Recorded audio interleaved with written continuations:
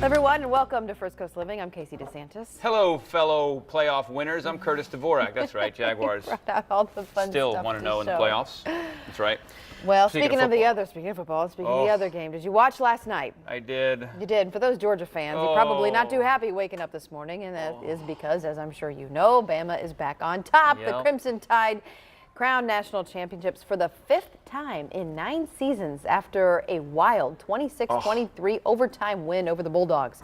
So head coach Nick Saban ties Alabama legend Bear Bryant for the most titles won by a head coach, now with 6. Yeah, he had that one at LSU, and he did it by riding the arm of freshman quarterback out of Hawaii. He goes to the freshman after being down by as many as 13 points.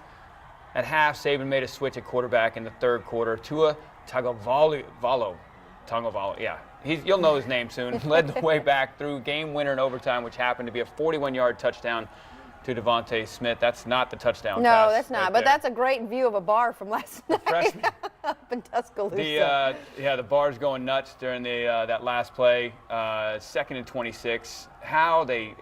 Special moment for the unsung hero of the game.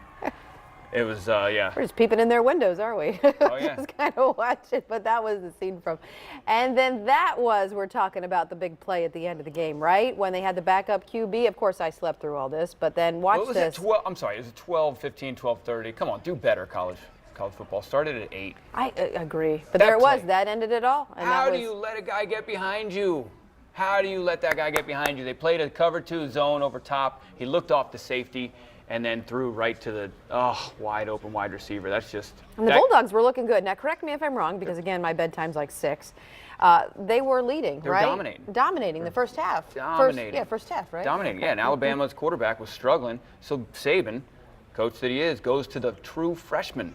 Goes to the freshman and puts him in the second half, and he brings him back. It's just unbelievable. My friend Carlos Wilcox, he's on his way to Cabo San Lucas right now to get married. He and his wife Sienna. Carlos is a diehard Georgia Bulldog fan, and they were in Dallas last night. They flew halfway, got to Dallas. He rushes out of the airport. They get to their hotel to watch the game, and now he's heading to get married. So I sent him a little message this morning that you'll be all right, buddy. This week, you family and friends, and that's what real life is. Football is He's just getting football. married in Cabo He's getting San married. Lucas. That's great. That's all right. Stay focused. Don't cancel life the will- wedding. Yeah, life will go on. He's that big of a diehard fan, huh? But that was a gut-wrenching loss for Georgia I know. fans. I need to be in that position, right? Because when was the last time that they've been in contention Eight, for a national championship? 40 years, 30, Yeah. 40 years, yeah. Yeah. And you kick the field goal, you're up in overtime. You sack them on the first play on first down. You have 2nd and 26. You're thinking, just stop them 2 plays. Their kicker for Alabama is horrible. He's already missed the end of regulation. Was that a shank or a hook? He left. So you feel bad for the kid when he misses that kick. You're sitting there going, oh my God, he can't go back to Alabama. He needs to be in witness protection. Like he can't go back to that. It was pretty bad. And then the DBs on Georgia, they're gonna have to go over that play forever. Mm-hmm. Oh, safety! What are you doing? Why are you watching his eyes, safety? Don't watch the quarterback's eyes.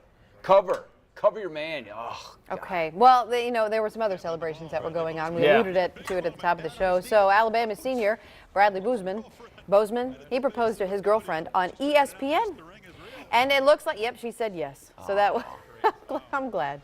There you go. So that was good. That was happy for him, not happy for the Georgia fans. But your Georgia friend is now heading to Cabo San Lucas. Yeah. So all is well in the whole world. But that's the end of college football, and now we're back to real football with grown adults playing. Real football. I think college fans will take issue with that. I know it is. Real football. It's football, but it's the young men football. This is adult men football, and we got another game coming up this week against Pittsburgh.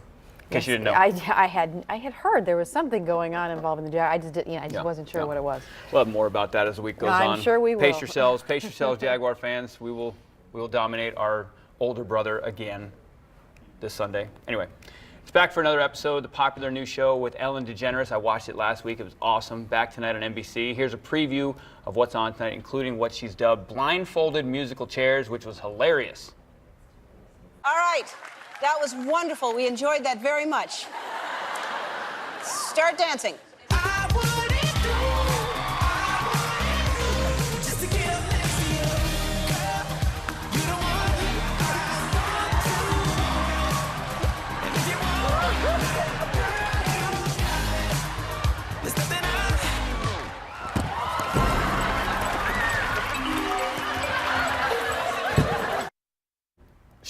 I was going to say, where are the chairs? So- That's the meanest game. So this is great. It's all those circles on the ground are stools. They're little like pillars that put, and she has the controls, and she hits which one she wants to pop up just by watching them. And then they're blindfolded, those goggles, they can't see anything, and they're hitting each other. Oh, so they're just sitting there scrambling, looking for absolutely Scrambling. nothing until she decides to put the and then chair they out. feel one, and then they dive for it. And what happens is sometimes two people dive for it. And it's hilarious. And then they're sitting on them blindfolded, and then she drops them, and it's really funny. Okay, well, it's a new way to play musical chairs, blindfolded. Blindfolded Dangerous. without the actual chairs. The whole floor is padded, though.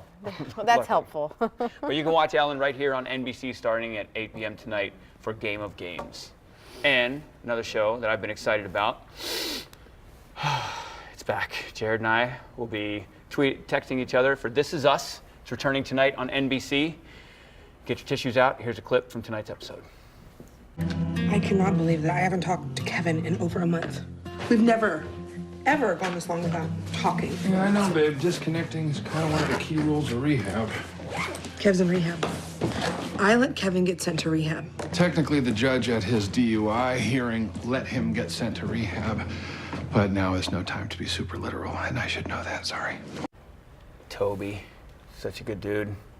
I haven't watched. I know. It's only. I've been told that this I is need to get season- caught up. This is season 3. Season 2 was real short. You can easily catch up, and I promise you, anybody out there, if you haven't, binge watch it, catch up, because it is a just emotional roller coaster of all great things. Touches on so many different social issues that so many people deal with. Gives you a perspective you never thought of on so many different issues. Truly amazing. Great writing, great actors, and as Jared says, quote, snot bubble tears almost every episode. And yes, Jared said that. Oh yeah, no, I'll look over my wife almost every episode, and I look over her at some point, and she's like, "This is my favorite show ever." So yeah, it's gonna be good. This Is Us DVR. returns to NBC right after Ellen's show tonight. This Is Us starts at 9 p.m. on NBC. Right after Ellen.